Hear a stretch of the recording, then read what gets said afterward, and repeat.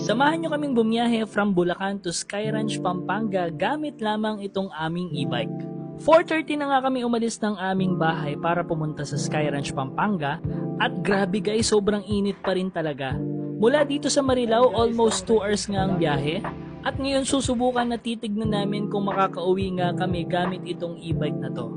Sa mga nagtatanong anong specs nitong e-bike ko, naka 72 volt 63 ampere na po siya na lithium battery, 5,000 watts hub motor, at Votol EM100-4 naman yung kanyang controller.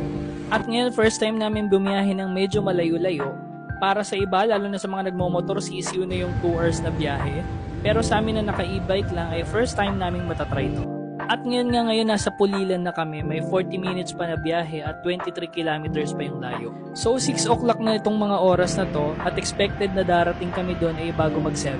Puminto nga kami saglit nang nakita na namin yung arko ng Pampanga. Pero mula dito sa arko na to, medyo malayo-layo pa yung Sky Ranch. At kita nyo naman nakarating na kami sa SM City Pampanga, medyo madilim-dilim na. At yung timing nga naliliko na sana kami dito sa SM City Pampanga ay nakita pa namin na pumaparada ang Showtime host. Ayan, nakakita pa nga ng artista. Tamang kaway-kaway lang. After nga nila pumarada, nagkaroon pa sila ng mall show dito sa likod ng SM City Pampanga. At ayan guys, andito na tayo sa vicinity ng SM City Pampanga. Hahanap na tayo ng parking. 59 kilometers ngayon biniyahin namin mula sa bahay papunta dito sa Sky Ranch, Pampanga. At talaga namang almost 2 hours ang biyahe kasi 4:30 kami umalis at nakarating na kami dito ng halos magsi-7 na. Pagkahanap nga namin ng parking ay binilisan na naming mag-ayos kasi nga magsi-7 na at 9 nagsasara ang SM City Pampanga. Kaya meron na lang kaming 2 hours para makapag-enjoy. Buti na nga lang nakapag-book kami ng Andy Rides online, kaya 280 pesos per head lang yung binayaran namin. All in all, 560 kasi dalawa kami. Sulit na sulit naman talaga ang Andy Rides kaysa bumili ka ng ticket kada rides. Medyo nabitin lang talaga kami sa 2 hours. Dapat pala inaga-agahan namin yung alis, pero sobrang init kasi ng mga trick ay hindi pa agad kami umalis. Grabe guys, yung 2 hours nga namin na pag-stay dito ay talagang takbo kami sa susunod na rides after ng isa.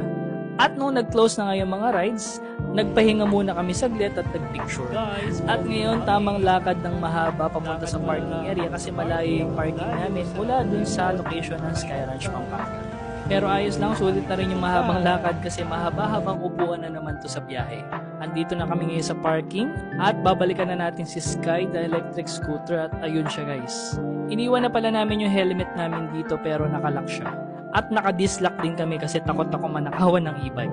Ayan yung ginamit kong lock para dito sa aming helmet para hindi na namin siya dala-dala kahit saan kami magpunta. At ito, tamang ayos uli ng gamit bago kami umalis. At ayan, for the kawayang person, laking tulong din talaga nitong LED light dito sa ating seat compartment. At talaga namang sobrang liwanag niya. Ayan, nag-aayos na kami para bumiyahe uli pa uwi. Puminto muna kami saglit para mag-check ng tires. And hello nga pala dito sa nakita naming kulay pula na WSP dito sa Pampanga. Naki-CR kami kasi sa McDo. Kaya thank you McDo.